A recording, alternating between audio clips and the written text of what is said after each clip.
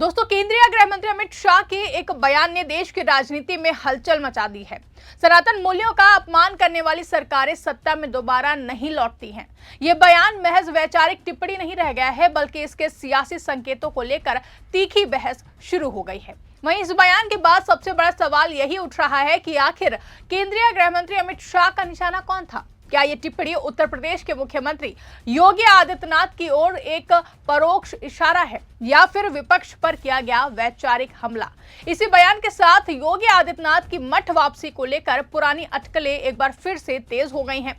सत्ता, संगठन और सनातन राजनीति के इस त्रिकोण में राजनीतिक गलियारों में कयासों के बाजार गर्म हो गए हैं।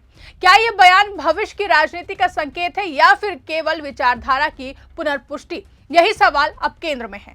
नमस्कार, मैं हूं आपके साथ आकांक्षा यादव और आप देख रहे हैं 4 PM गुजरात। दोस्तों, पूरे देश में राजनीतिक और धार्मिक चर्चाओं का केंद्र अमित शाह का 27 जनवरी को गुजरात के गांधीनगर में दिया गया एक भाषण बना हुआ है, जहां केंद्रीय गृह मंत्री अमित शाह ने स्वामी नारायण संप्रदाय के समयो महोत्सव में शिक्षा प्रति के 2000 वर्ष पूरे होने के अवसर पर आदि शंकराचार्य की ग्रंथावली की गुजराती संस्करण का विमोचन किया।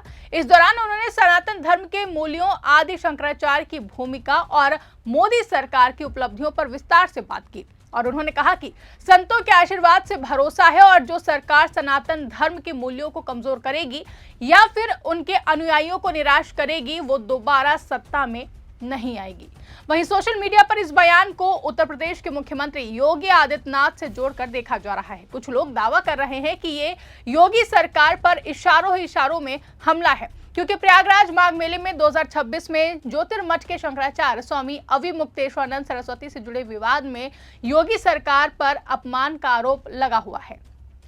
सीएम योगी ने कुछ संतों को कालनेमी कहा था।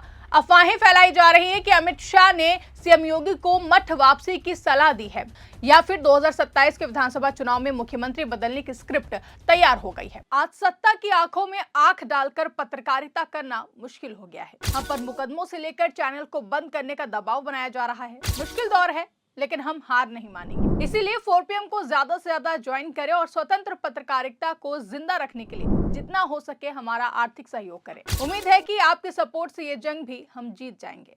आपको बता दें कि कार्यक्रम स्वामी नारायण संप्रदाय का था, जो कि गुजरात में बहुत ही प्रभावशाली है। भगवान स्वामी नारायण ने 19वीं सदी में समाज सुधार किए थे, जिसमें बाल विवाह रोकना, शिक्षा बढ़ाना और नैतिक जीवन पर जोर देना शामिल था। शिक्षा पत्री उनकी मुख्य रचना है, जिसमें 212 श्लोक हैं और जो कि नैतिक नियम बताते हैं।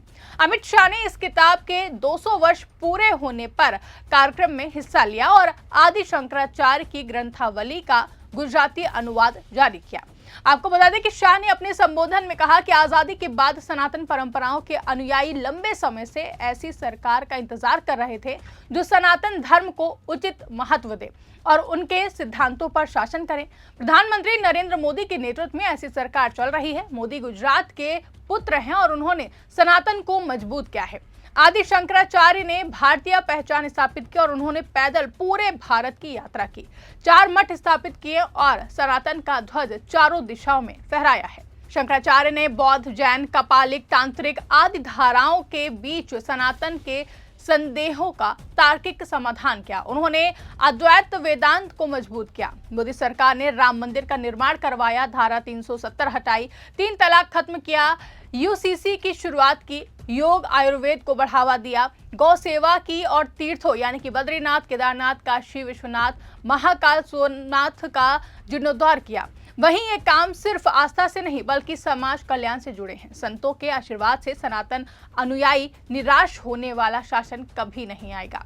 शाह ने कहा कि सनातन धर्म को मिटाना आसान नहीं है, ये भारत की संस्कृति और पहचान है।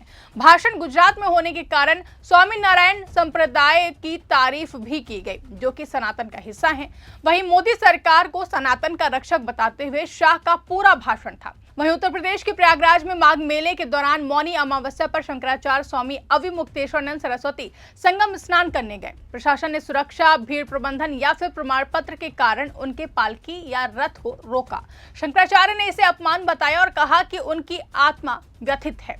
शंकराचार्य ने विरोध प्रदर्शन शुरू किया और उन्होंने अनशन किया। उनके समर्थकों ने प्रदर्शन किए, विपक्षी दलों ने इसे बड़ा मुद्दा बनाया। कांग्रेस प्रदेश अध्यक्ष अजय राय ने कहा कि योगी को माफी मांगनी चाहिए। उमा भारती जैसे भाजपा नेताओं ने भी प्रशासन की आलोचना की कि शंकराचार्य से शंकराचार्य होने का प्रमाण मांगना गलत है। वहीं योगी आदित्यनाथ ने प्रतिक्रिया में कहा कि कई कालनेमी साधुओं के वेश में सनातन को कमजोर कर रहे हैं। आपको बता दें कि कालनेमी रामायण का राक्षस है जो कि भ्रम फैलाता है। योगी ने स्पष्ट किया कि उनका इशारा उन पर है जो 1990 में कार सेवकों पर गोली चलवाने वाले थे या धर्म की आड़ में राजनीति करते थे। वहीं 28 जनवरी 2026 को सुबह शंकराचार्य ने विरोध समाप्त कर माघ मेला छोड़ दिया। वो बिना स्नान के भारी मन से काशी के लिए रवाना हो गए और उन्होंने प्रेस में कहा कि मन इतना व्यथित है कि आगे नहीं रह सकते। प्रशासन ने मामले को शांत करने की कोशिश की, लेकिन विवाद खत्म नहीं हुआ है। आपको बता दें कि भाजपा में अमित शाह और योगी आदित्यनाथ मजबूत सहयोगी हैं। हाल ही में यूपी दिवस पर शाह ने योगी की प्रशंसा की। दोनों ने 2017, 2022 और 2024 चुनावों में साथ मिलकर काम किया। सनातन धर्म भारत की सबसे प्राचीन परंपरा है।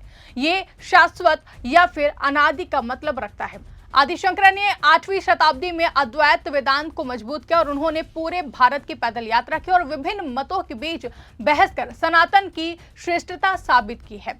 4 मठ स्थापित किए जो आज भी सनातन के केंद्र हैं। शंकराचार्य ने कहा कि ब्रह्मा ही सत्य है, जगत मिथ्य है। उनकी शिक्षाएं आज भी अद्वैत वेदांत का आधार हैं। स्वामीनारायण संप्रदाय सनातन का हिस्सा है। भगवान स्वामीनारायण ने गुजरात में सामाजिक सुधार किया और उन्होंने जातिवाद, अंधविश्वास और असमानता के खिलाफ काम किया। शिक्षा पत्री में 212 श्लोक हैं जो भक्ति, नैतिकता और समाज सेवा सिखाते हैं। अमित शाह ने इस संप्रदाय की प्रशंसा की क्योंकि ये गुजरात की धार्मिक संस्कृति का महत्वपूर्ण हिस्सा है। आपको बता दें कि उत्तर प्रदेश में 2027 विधानसभा चुनाव नजदीक हैं। सीएम योगी आदित्यनाथ लगातार तीसरी बार मुख्यमंत्री बनने की दावेदारी में हैं। उनकी सरकार ने राम मंदिर, काशी विश्वनाथ कॉरिडोर, गौ सेवा और विकास कार्य किए हैं। माघ मेला विवाद स्थानीय मुद्दा है, लेकिन बड़ा असर नहीं दिख रहा है। भाजपा हिंदुत्व और विकास पर फोकस कर रही है। अगर कोई बदलाव होता है तो पार्टी आंतरिक तरीके से फैसला लेगी। अभी कोई भी आधिकारिक संकेत नहीं है कि अमित शाह या फिर दिल्ली योगी को हटाना चाहते हैं। वहीं इस खबर पर आपकी क्या राय है, आप क्या सोचते हैं, कमेंट करके हमें जरूर बताइएगा। फिलहाल के लिए इस खबर में बस इतना ही। ऐसी तमाम बड़ी और राजनीतिक खबरों के लिए आप बने रहें और देखते रहिए 4 PM गुजरात। धन्यवाद।